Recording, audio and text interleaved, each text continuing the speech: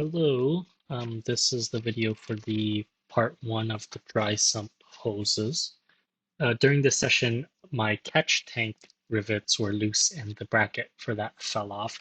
I think it's because I drilled the holes for the rivet a little too big. Um, so I ended up just putting some super glue on the other side of the rivets and pushed it back into where they were riveted before. So far, it's been okay. So I'm going to leave it at that for now.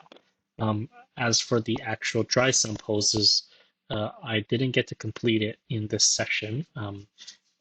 I will note sort of the issues I had, as well as I have some missing pieces, I believe. So there are two radiator hoses, one that goes to the bottom right-hand side of the car, and one that goes from the rear of the engine to the top left hand of the car. The bottom one works as is, even if it's kind of weirdly shaped. There's a little bump on the radiator side, and I believe that's for the right-hand drive steering rack, even though I have a left-hand drive car. I think some people online have sort of cut this part out and joined the hoses with some technique and some other parts to make it straighter and flatter, but my dealer said he hasn't had an issue with the bump, so I'm going to trust him on that and just install it as is. The top uh, left-hand side of the radiator that goes to the back of the engine, that is one long pipe that will need cutting. Make sure to double check that you're not cutting off too much because you need to account for that hose to route around the catch tank if you have not installed the catch tank yet.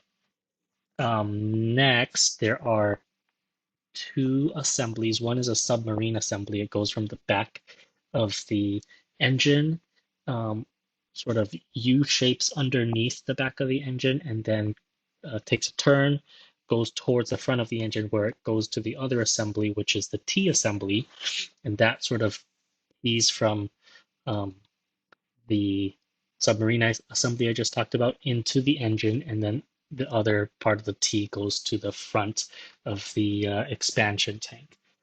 Now, this is only because I don't have a heater in this car. If there's a heater, the submarine assembly goes towards the heater, and then the heater comes back to the T assembly.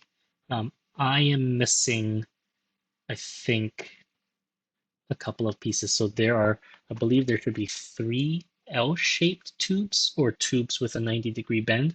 The one I did have is a long one that goes from the back of the engine on the right-hand side to the dry sump.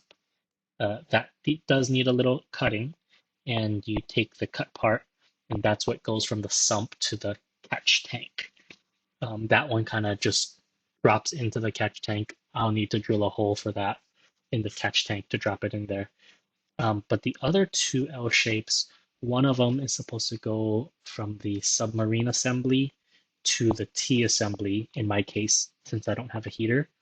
I don't seem to have that one, or I do have another L-shape hose, but it doesn't seem long enough to reach the T. So I have to email my dealer about that. The last 90-degree hose that I'm missing is supposed to go from the T to the expansion tank. I have a couple of hoses that can reach that, but because there's no built-in 90-degree angle, if I try to bend it myself, it kinks, and I believe that will probably be a problem for the engine. So I will have to message my dealer to send me some new parts for that. Um, the last thing of note here was that I was missing a nut to install onto the submarine assembly to attach the ground tag there. I just had to get it from Home Depot. I just took the submarine assembly and made sure I found a nut that fit. More next time.